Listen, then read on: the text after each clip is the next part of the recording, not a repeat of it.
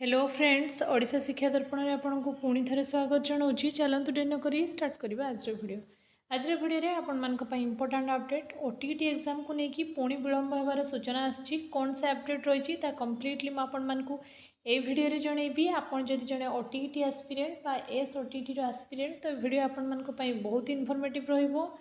परीक्षा आपंकर 28 तारीख में हम कि आउ घुंचब तार कंप्लीट अपडेट भिडियोटी को प्रथम रु शेष पर्यंत विदाउट स्किप रे कंटिन्यू करंतु। वीडियो शेष में आपण को कंप्लीट इनफॉरमेशन मिल जाव कि ओटीईटी एग्जाम केबे होबाकू जाउची।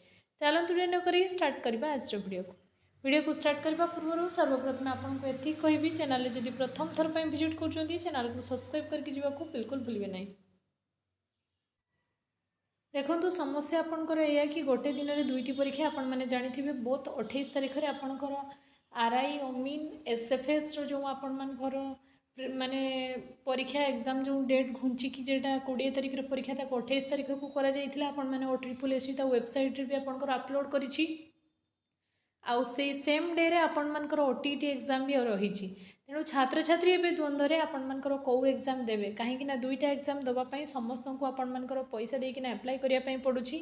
गोटे दिन में दुईटी परीक्षा तेणु आस्था ही बर्तमान चिंतार आउ एक खाली आस्था ही चिंतार नुहे एक आपण मानकर माननीय मुख्यमंत्री पर्यंत पहुँची सारा। तेणु एग्जाम डेट घुंचवा को लेकिन बहुत सारा चांसेस देखा देउछि।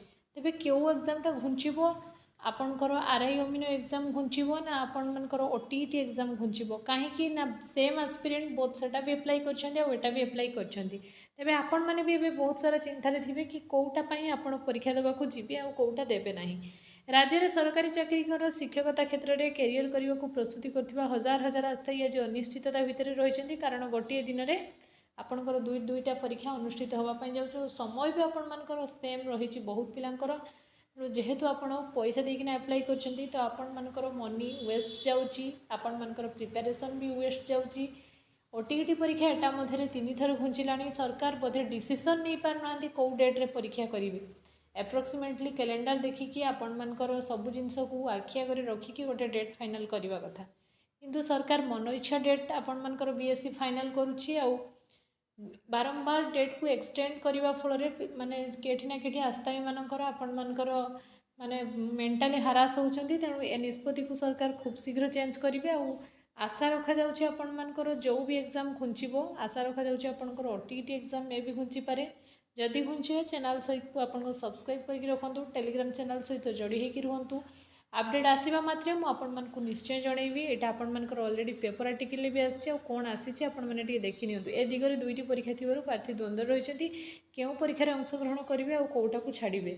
28 जून आयोजन कराऊँ घोषणा कराऊँ प्राथमिक कहवा अनुजाई ओटीईटी दुईटी परीक्षा भिन्न क्षेत्र में जड़ित थे अधिकांश युवक युवती आपंकर एप्लाई कौन गोटे परीक्षा को ये आप लिखाई देखूँ।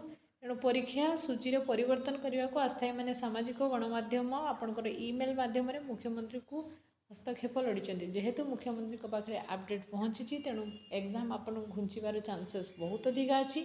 घुंचबार सर्वप्रथम आपंकर नोटिस आसिले यही चैनल माध्यम मुझे सर्वप्रथम जनईदेवी। यह था आज अपडेट आपण मानक भिडियो एति कहबी आपण मैंने बिल्कुल स्ट्रेस हूँ ना प्रिपेरेसन करूँ। 28 तारीख को आपंकर आहरी टाइम अच्छी आपंकर आजिकाली भितर निहाटी अपडेट आसीज कौ एग्जाम को नेक्स्ट किसी दिन घुंचा गला और कौ एग्जाम 28 तारीख में हम आसवा मात्र मुझे जनइबी। आप एग्जाम डेट को लेकिन बिल्कुल स्ट्रेस हूँ ना निजर प्रिपेरेसन उपर 100% फोकस करूँ। आपण मान सहित जहाँ भी हम भल हम all the best. Thanks for watching.